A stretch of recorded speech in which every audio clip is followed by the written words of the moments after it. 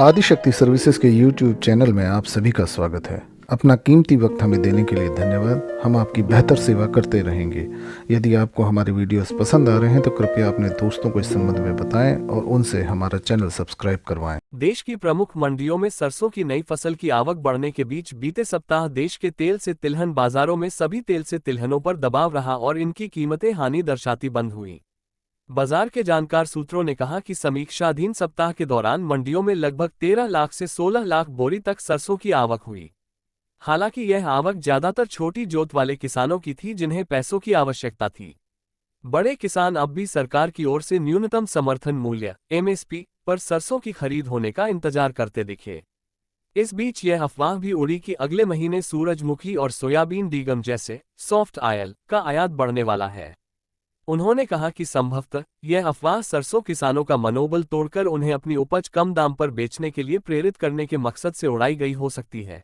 सरसों की बढ़ती आवक के बीच बाकी तेल से तिलहनों पर भी दबाव कायम हो गया और लगभग सभी तेल से तिलहनों में गिरावट देखने को मिली। सूत्रों ने कहा कि जो हालत इस बार सोयाबीन की हुई है उसे देखते हुए चिंता की जानी चाहिए। आयातित सोयाबीन डीगम थोक में पाम पामोलिन से 5 से 6 रुपये किलो सस्ता बैठने के बावजूद खुदरा में पाम पामोलिन से 20 से 30 रुपये लीटर महंगा प्रीमियम दाम पर बिक रहा है।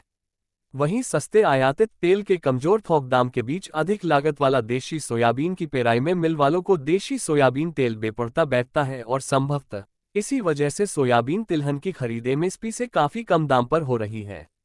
जबकि पिछले कुछ साल में सोयाबीन फसल के लिए किसानों को एमएसपी से काफी ऊंचे दाम मिलते रहे हैं। इन्हीं वजहों से देशी सोयाबीन का खपना दूभर हो गया है।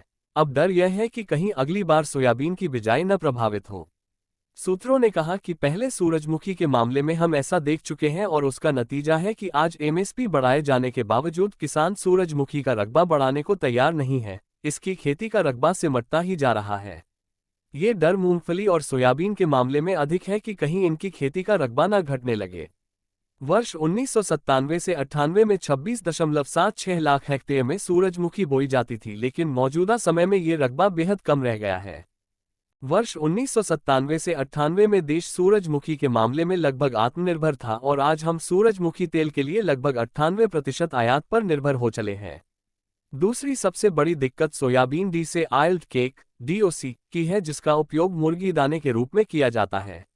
अधिकांश सोयाबीन उत्पादक किसानों की मंशा सोयाबीन तेल पेराई के दौरान डीओसी से होने वाली कमाई की होती है, लेकिन मौजूदा समय में विदेशों में सोयाबीन डीओसी के कम दाम दिए जा रहे हैं और इसकी स्थानीय मांग कमजोर है। सरसों दादरी तेल का भाव 250 रुपये घटकर 10,100 रुपये प्रति क्विंटल पर बंद हुआ। सरसों पक्की और कच्ची घानी तेल का भाव क्रमश 40 और 30 रुपये की गिरावट के साथ क्रमश 1710 से 1810 रुपये और 1710 से 1825 रुपये टिन 15 किलो पर बंद हुआ।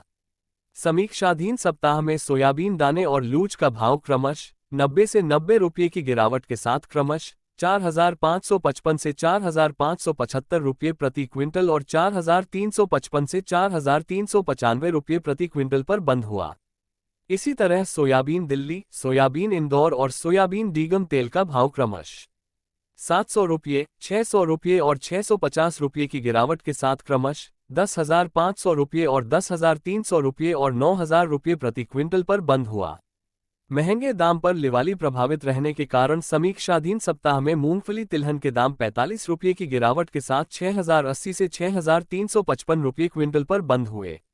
मूंगफली गुजरात और मूंगफली सॉल्वेंट रिफाइंड तेल के भाव भी क्रमश 200 रुपये और 25 रुपये की गिरावट के साथ क्रमश 14,800 रुपये क्विंटल और 2,225 से 2,500 रुपये प्रति टिन पर बंद हुए।